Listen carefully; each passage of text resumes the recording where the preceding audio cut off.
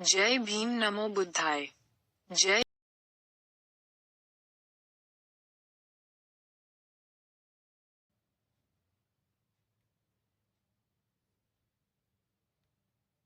दूसरे एडिशन की प्रस्तावना, प्रीफेस ऑफ सेकंड एडिशन।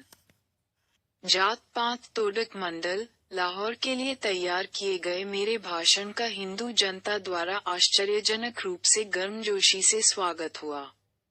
भाषण उन्हीं को ध्यान में रखते हुए लिखा गया है। इंग्लिश एडिशन की 1,500 कॉपियां सिर्फ 2 महीने में ही बिक गई। गुजराती और तमिल में भी इसका ट्रांसलेशन हो गया है। मराठी, हिंदी, पंजाबी और मलयालम में ट्रांसलेशन किया जा रहा है।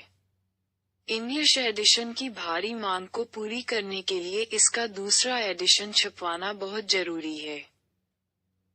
हालांकि मुझे सलाह दी गई है कि इसके भाषण की शैली बदलकर इसे सुंदर आलेख के रूप में दोबारा लिखूं, लेकिन इतिहास की जानकारी और मेरी अपीलों के प्रभाव के कारण मैंने इसके शुरुआती मूल भाषण के रूप को ज्यों का त्यों रहने दिया है।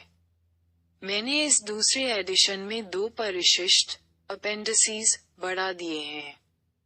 पहले परिशिष्ट में मैंने गांधी जी के 2 लेखों को रखा है जो मेरे भाषण पर उनके अंग्रेजी अखबार हरिजन में छपी उनकी टिप्पणियां तथा उनके द्वारा जात पात तोड़क मंडल के सदस्य मां संतराम को लिखा गया पत्र है। दूसरे परिशिष्ट में मेरे विचार है जो मैंने पहले परिशिष्ट में छपे गांधी जी के लेखों के जवाब के रूप में तैयार किया है।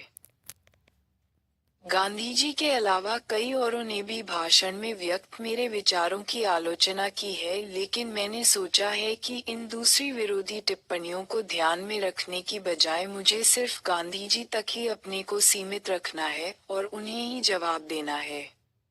यह मैंने इसलिए नहीं किया कि उन्होंने जो कुछ कहा है वह इतना वजनदार या महत्वपूर्ण है कि उसका जवाब देना बहुत जरूरी है, बल्कि इसलिए कि बहुत सारे हिंदुओं के लिए वह एक मसीहा या अवतार की तरह माने जाते हैं, इतने महान कि उनकी बातों को देववाणी, अराकल या ब्रह्म वाक्य मानते हैं, और जब वह अपना मुंह खोलते हैं तो उम्मीद की जाती है कि अब बहस बंद हो जानी चाहिए, फिर कोई न बोले।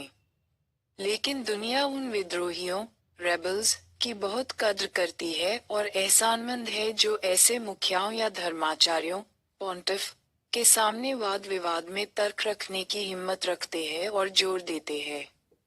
वे महान कहे जाने वाले व्यक्ति ऐसे नहीं है कि उनसे कोई नहीं गलती या चूक इनफेलिबल हो सकती है। मैं ऐसे किसी श्रेय, क्रेडिट या सम्मान की परवाह नहीं करता जो हर प्रगतिशील समाज में ऐसे विद्रोहियों को मिलना चाहिए। यदि मैं हिंदुओं को यह एहसास करा सका कि वे भारत में बीमार, सिक लोग हैं और उनकी बीमारी दूसरे भारतीयों के स्वास्थ्य, खुशहाली व प्रगति, हेल्थ एंड हैप्पीनेस के लिए खतरा, डेंजर बन सकती है, तो मुझे इससे बड़ा संतोष होगा। तीसरे एडिशन की प्रस्तावना, preface of third edition. B.R. Ambedkar किताब के रूप में इस आलेख का दूसरा एडिशन सन 1937 में छपा था और बहुत ही थोड़े समय में वह बिक गया। काफी समय से इस किताब के नए एडिशन की भारी मांग आ रही थी। मेरी इच्छा थी कि मैं इस किताब को नया रूप दूं और इसमें अपने एक अन्य आलेख, भारत में जातियां, उनकी रचना, उत्पत्ति और विकास को भी शामिल कर दूं, जो इंडियन एंटिक्वेरी जर्नल के मई 1917 के अंक में छपा था। लेकिन मुझे समय नहीं मिला और ऐसा करने की अब संभावना भी बहुत कम है। ऐसा न कर सकने से मुझे कुछ निराशा भी हुई, चूंकि लोग भी लगातार इसकी मांग। 4 जय भीम नमो बुद्धाय।